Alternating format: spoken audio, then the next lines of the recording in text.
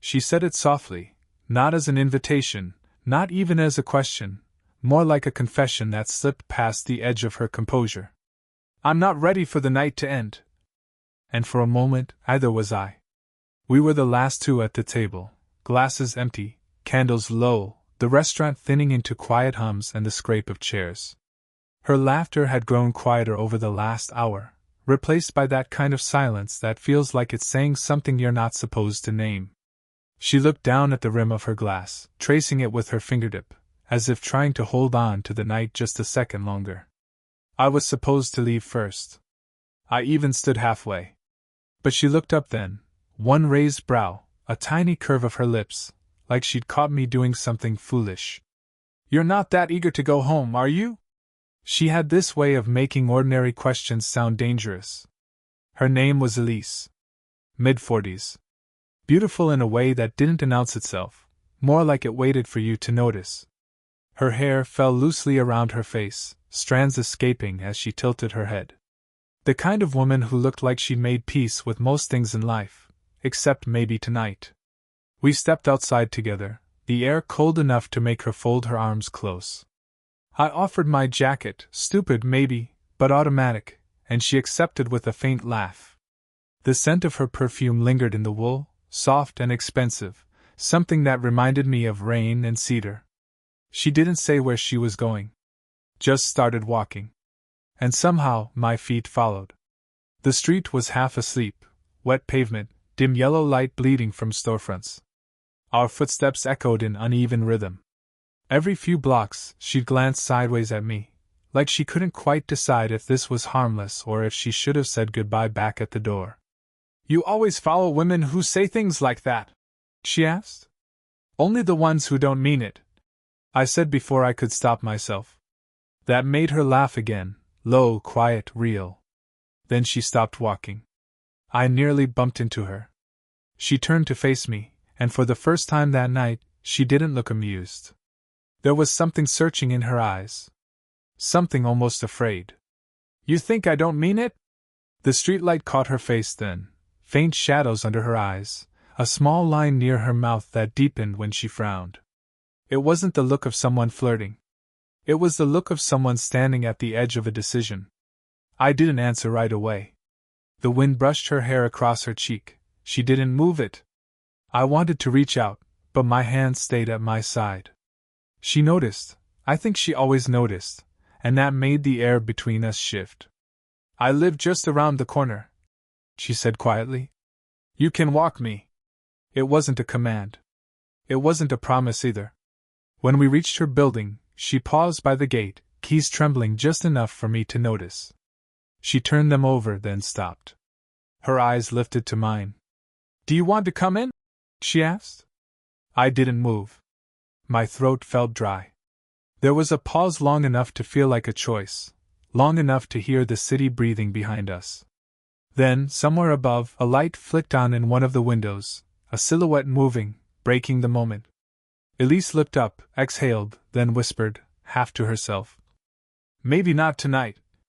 She smiled, just barely, and turned the key. The gate clicked open. And before she disappeared inside, she glanced back once, long enough for me to know she wasn't ready for the night to end. Neither was I. I didn't see her for a week after that night. 7 days of half-finished texts, of typing her name into my phone and deleting it before pressing send. I told myself I wasn't waiting for anything, but every time the cafe door opened, my eyes lifted just in case. She showed up on a Thursday. Same cafe. Same seat. Like the week had folded itself neatly between us, and we could just pick up where we left off. Elise, I said, pretending to be surprised. Don't sound so shocked, she murmured, taking off her sunglasses. It's public property. Her tone was teasing, but her eyes didn't quite match. She looked tired, not physically, but in that deep, quiet way people look when they've had to pretend all day. We talked about nothing that mattered. The weather. A book she couldn't finish. My job. But somewhere between the half-empty cups and her soft laughter, I caught the way her fingers toyed with the napkin, folding and unfolding it like she was trying to occupy the part of herself that wanted to reach for me. At one point, she brushed something off my shoulder, an invisible thread, maybe, and her hand lingered for just a second too long. The touch was feather-light, but it made my heart stumble in my chest. She noticed. And that was the problem. "You're too young to take things so seriously," she said finally, looking at her coffee instead of me. "And you're too old to pretend you don't," I replied before I could stop myself. That earned me silence, not angry silence, just heavy. She sighed, leaning back in her chair, arms folded, eyes distant. "I was married once," she said.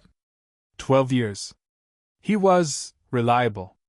The words sounded like both praise and regret. "What happened?" She smiled, small, brittle. "He stopped seeing me. Not in the dramatic way, he just looked through me. And one day, I realized I'd been invisible in my own house." Her eyes lifted to meet mine. "It's not a feeling I want to risk again." I wanted to say something comforting. Instead, I just reached out, barely, my hand brushing hers on the table. She didn't pull away. For a moment, she even turned her hand, her fingers catching mine like she might hold on. Then she drew back. Slowly. People might have said it was wrong, her, mid-40s, me, late 20s. I could already hear the quiet judgment in imagined voices. "He's too young. She should know better." But sitting there, in the dim hum of the cafe, I didn't care. "I don't want to make things complicated," she whispered. "They already are," I said. Her lips parted, maybe to argue, maybe to agree, but instead she reached forward, adjusting the collar of my shirt, her fingertips grazing my neck. The touch was small, careful, but charged enough to make the air tighten around us. Then she smiled, soft, resigned, maybe even a little afraid. "Next time," she said, voice low. "Don't wait a week." She left before I could answer. But her touch stayed, like a quiet promise neither of us had meant to make. It happened on a rain-soaked Saturday, one of those afternoons when the city forgets to move. She was standing in the doorway of the gallery, her umbrella dripping onto the tiled floor. I'd texted her the night before, "There's a new exhibit. You'd like it." She'd only replied with a single word, maybe. But she came anyway. "Didn't think you'd risk your hair for modern art," I said, stepping beside her. She smiled faintly. "I had nothing better to do." It wasn't true. Elise always had something to do, that was the problem. A life full of errands, calls, polite obligations. I was the pause she wasn't supposed to take. We walked through the narrow halls, the sound of rain echoing faintly above us. Paintings lined the walls, faces half done, colors bleeding into each other. She stopped in front of one, a woman looking away from her own reflection. "She looks tired," I said quietly. "She looks real," Elise murmured. "Like she's trying not to want something." Our hands brushed, just once. But neither of us moved away. Her perfume mixed with the faint scent of wet paint and rain, something clean, something dangerous. She turned slightly, and I could feel her breath near my cheek when she spoke. "You shouldn't be here with me," she whispered. "Then why ask me to come?" "I didn't. You showed up." A smile flickered, quick, nervous. She stepped closer to the painting, not me. But I could see her reflection in the glass, her lips parted, her eyes soft but uncertain. Then, suddenly, "Elise?" A voice from behind. She froze. Her shoulders stiffened. A man in his 50s was walking toward us, smiling too easily. "Daniel," she said, her tone instantly polite. "It's been ages." I stepped back instinctively, putting space between us. He looked at me once, just long enough to measure. "Friend of yours?" he asked. "Colleague," she said quickly. "He's helping with an upcoming piece." It was a lie, but it came so smoothly it almost hurt. Daniel kept talking, about the exhibit, about her work, about nothing at all. Elise laughed at the right moments, nodding, pretending. I stood there, my hands in my pockets, feeling like an echo she was trying to hide. When he finally left, the silence that followed felt heavier than before. "I'm sorry," she said softly. "For what?" "For how easily I said that." I didn't answer.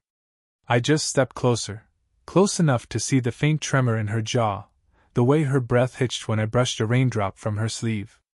For one long second, our eyes held, too close, too much. Her hand lifted halfway, fingers brushing against my wrist. The air between us thickened, heavy with everything we weren't saying. Then she blinked, pulling back. "We should go," she whispered, but she didn't move. Neither did I. The rain outside grew louder, steady, insistent, and when she finally turned toward the door, she hesitated. "Don't follow me this time," she said. But when she walked away, she didn't look back. And that's how I knew she wanted me to. She opened the door before I could knock twice. Rain again, this time heavier, colder. I must have looked half-drowned, but she didn't laugh, didn't tease.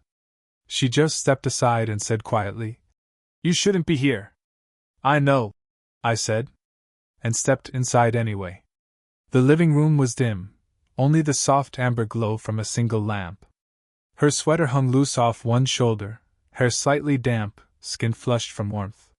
She looked undone, but not unkindly so, like the day had been too long and she'd stopped pretending otherwise. "Why did you come?" she asked. I could have said I forgot something.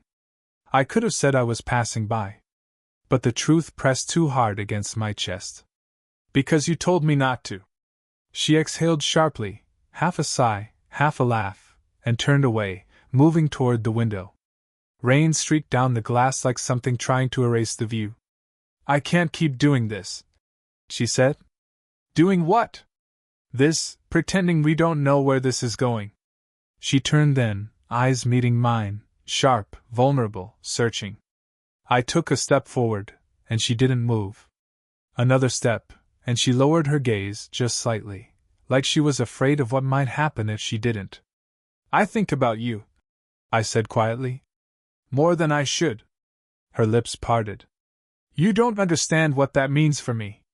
"I do." "No," she whispered. "You can't." She tried to walk past, but I caught her hand, not hard, just enough to stop her. Her pulse trembled beneath my fingers. For a second, either of us breathed.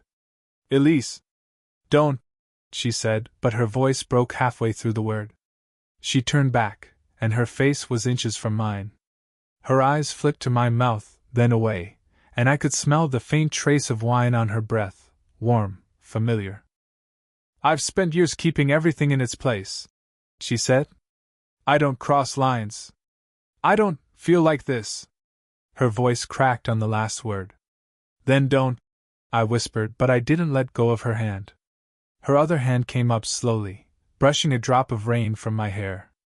Her fingers lingered there, tracing the edge of my jaw before falling away. "You're making it hard," she murmured.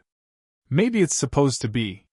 Something shifted then, a silence so fragile it could break with a single breath. I stepped closer, close enough to feel the warmth of her against me, close enough to hear her heartbeat. Her lips hovered near mine, barely a whisper apart. I could see the flicker of conflict in her eyes, want, fear, guilt, all tangled together. She whispered, "If we do this, I can't go back." And I said, "Then don't." Her breath caught, half an inhale, half a surrender, and just as she tilted forward, the sharp buzz of her phone split the air. She froze. The screen lit her face. A man's name glowed there. Her ex-husband. She looked at it, then at me.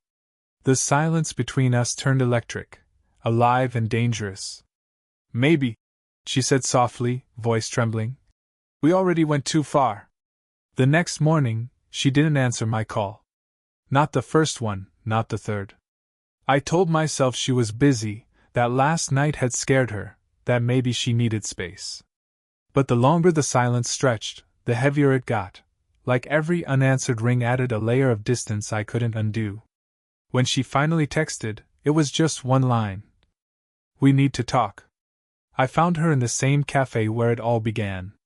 She was sitting by the window, hands wrapped around a mug she hadn't touched. Her expression wasn't cold, it was worse. Calm. Decided. Elise, I said softly. She looked up, eyes shadowed. You shouldn't have come last night. I know. It was reckless. Was it? She hesitated, just a flicker, then sighed. You don't understand how easily everything falls apart. Her voice had that same controlled steadiness people use when they're trying not to shake. But her hands gave her away, fingers tapping against the mug, rhythm uneven. I sat down across from her. Who was on the phone? Her eyes darted to mine, caught off guard. You saw that? I saw your face change. She set the mug down carefully. It was Daniel. Your ex. She nodded. He wants to meet. He's been calling more often lately. Do you still love him? The question hung there too long. She opened her mouth, closed it again. That's not the point. Then what is? The point is, I told him about you. My breath caught. What? She looked down. Not everything. Just enough. He knows I've been seeing someone. He asked who, and I didn't lie fast enough. A sharp laugh escaped me, half disbelief, half fear. So he knows. He knows something. And that's already too much. For a moment neither of us spoke. The cafe noise blurred, spoons clinking, people murmuring, rain whispering against glass. She reached for the sugar packet, her hand trembling. Elise. Don't, she whispered. Don't make it worse. I'm not trying to. You just don't know what it costs me. Her voice cracked. You get to walk away untouched. I don't. Her words hit like a slap, not cruel, just painfully true. I leaned in anyway, lowering my voice. You think this doesn't touch me? Her eyes flicked up, wet now, but defiant. It shouldn't. I reached across the table, covering her hand before she could pull it away. Her fingers stiffened beneath mine, then softened, trembling once. You can tell him whatever you want, I said. But don't pretend I'm nothing. Her lips parted, a soundless gasp, maybe a denial. She stared at me like she wanted to speak but couldn't. Then, slowly, she withdrew her hand. I'm meeting him tonight, she said finally. To end it properly. The way she said end it didn't sound like a clean goodbye. She stood, coat half buttoned, eyes glancing at me one last time. If you show up, she murmured, voice low and shaking. I won't be able to walk away. Then she left, her perfume lingering behind, the seat still warm, and the promise of something breaking wide open. The rain hadn't stopped since morning. By the time I reached her building, the city was washed in silver and shadow, everything soft, blurred, uncertain. I told myself I wasn't going to knock, that I'd just stand there for a minute and then leave. But the light under her door betrayed me, warm, alive, waiting. I knocked once. The door opened almost instantly, as if she'd been standing on the other side all along. You shouldn't be here, she whispered again, but her voice was different this time. Less warning, more plea. I know. And still, I stepped inside. The air was thick with quiet, the kind that hums beneath the skin. She wore a loose dark dress, the kind that looked accidental, like she hadn't planned to see anyone but hadn't changed her mind fast enough. Her hair was damp, curling near her neck. You met him, I said. She nodded once. It's over. The words hung there, unfinished. Her eyes flickered toward the window, then back to me. He wanted to know why, she said. I didn't have an answer that didn't sound like a lie. I stepped closer. Then don't lie. Her lips parted, but no sound came out. I could feel the heat radiating between us, the pulse of something neither of us had the strength to name. Elise, I said softly, you don't have to keep choosing what hurts you less. Her eyes searched mine, for what, I wasn't sure. Maybe a reason not to fall. Maybe permission to stop fighting. You think this is simple? She whispered. You think you're not another mistake waiting to happen? Maybe I am. I reached out, fingers trembling, and tucked a strand of hair behind her ear. She didn't move. Her breath brushed against my wrist, warm and uneven. Her voice dropped to almost nothing. You'll regret this. I already do. And then the silence broke, not with words, but with movement. She stepped closer, and my back found the wall. Her hand pressed lightly against my chest, not to push me away, just to feel something steady. Her eyes were glassy, unsure. Her heartbeat was fast enough that I could almost feel it through her skin. If I cross this line, she murmured, I won't forgive myself. Then let me, I said. Something inside her gave, a small sound, a sigh, a surrender. Her forehead rested against mine. For a breath, for a heartbeat, the world narrowed to that single space between us. She whispered, You shouldn't have made me feel young again. And you shouldn't have made me believe it meant something. The words hurt, and yet they felt like truth. Her lips brushed mine barely, like a question that didn't need an answer. Then she stepped back. One slow, trembling step. Tears gathered at the corner of her eyes. You should go, she said. I wanted to argue, to reach for her again, but she was already turning away, her voice breaking in the quiet. Now you understand, she whispered. Some things can only be almost. And just like that, the line held. A week passed before I saw her again. The rain had finally stopped, and the city felt rinsed clean, the air sharper, the light gentler. I found her where I knew she'd be, that same quiet cafe, the one where it all started. She was by the window again, a half-empty cup beside her, staring out like she was waiting for something she didn't quite believe would come. When she looked up and saw me, she didn't smile right away. She just exhaled, slow, relieved, maybe even a little afraid.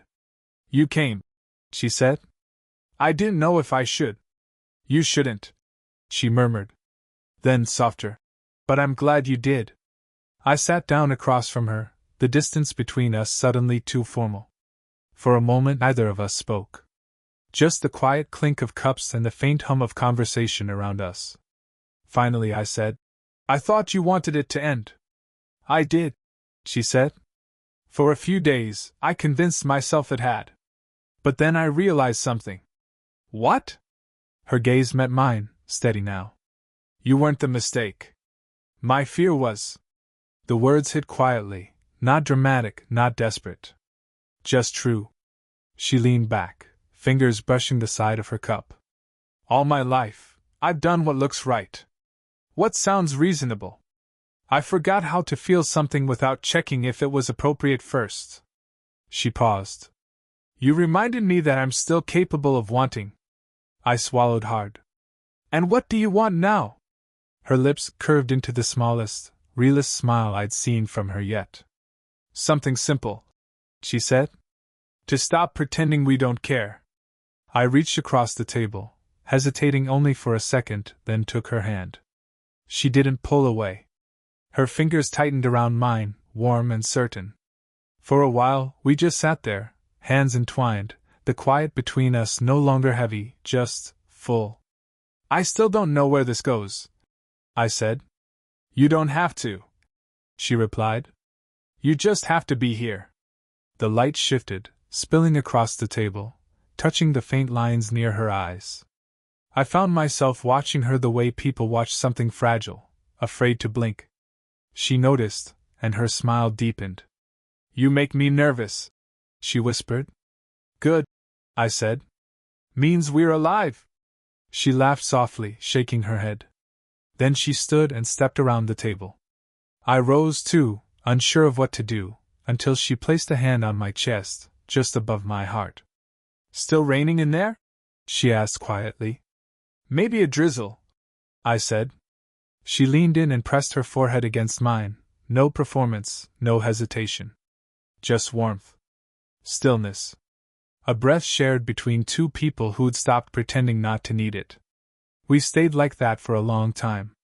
The world outside moved on, cars, voices, sunlight shifting, but inside, everything slowed. When she finally pulled back, her hand stayed in mine. Don't follow me home this time, she said softly. I won't, I promised. But I'll walk beside you. And she smiled, the kind that meant yes without saying it. Together, we stepped out into the afternoon. No more rain, no more hiding, just the quiet comfort of being seen. Did you enjoy the story?